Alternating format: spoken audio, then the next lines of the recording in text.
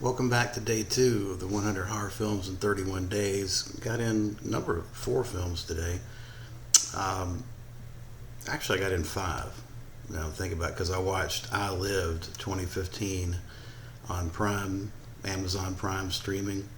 This is a Frank Calhoun movie who did Maniac, which I really liked. That's a fantastic remake. Anyway, this film stars a guy named Jeremiah Watkins who is mainly a comedian, and really I think his transition from comedy to horror doesn't work. At least it didn't for me. It's about a guy that reviews apps on their phone, and basically this app that he reviews takes over his life and causes him to kill. I mean, it's just not. It was not very good. I didn't think, and I thought Watkins's performance was too. I mean, he just didn't give you the feeling that he was taking the material seriously. And when I looked at his background, I realized he's a comedian. Then I realized why. So yeah, it was a miss for me. 4 out of 10.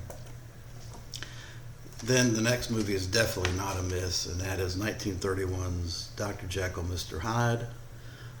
Frederick March's tour de force performance is fantastic. Probably,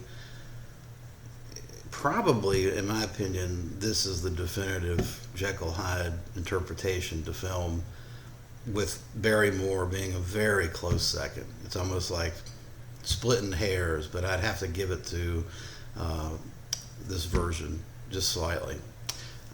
Rupert Mamoulian directed it. Uh, Really, this to me is his best film.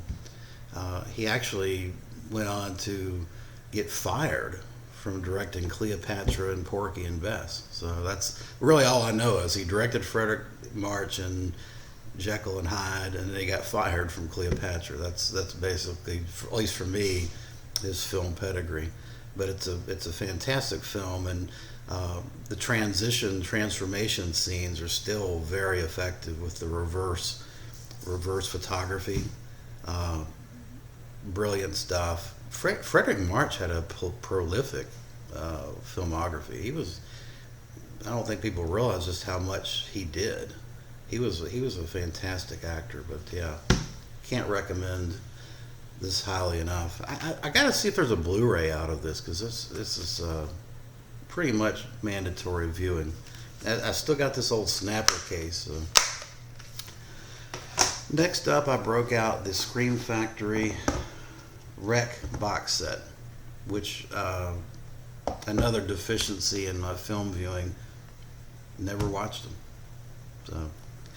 So Wreck 1 started off just in order with Wreck 1, directed by Jamie Pellegaro, um, which he did Inside too, which I love Inside. Uh, this is obviously a Spanish film. It's a found footage film. I wouldn't. It's a found footage film, a zombie found footage film with the shaky cam style, if you will. And I really hate it. I don't hate the movie. I think the movie's very good.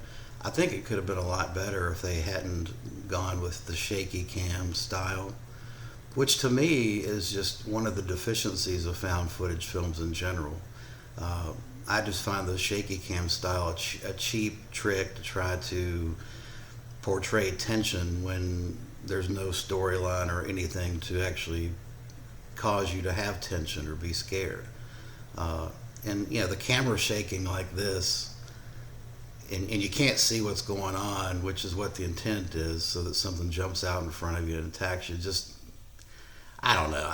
Maybe I'm just getting old and jaded, but it doesn't do anything for me. I think it's just a poorly done, cheap trick. And but having said that, I think the film is very good. I give it a 6.5 out of 10, probably 7.5. But I took a full point away for shaky cam.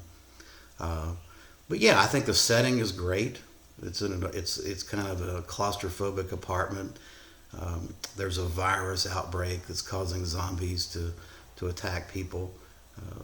There's a setup with a a female camera news reporter, which I think all that works. But yeah, other than the shaky cam, I think they could have done it if they'd have just done a straight up normal stylistic version of the film. I would have liked it, which kind of gets me into.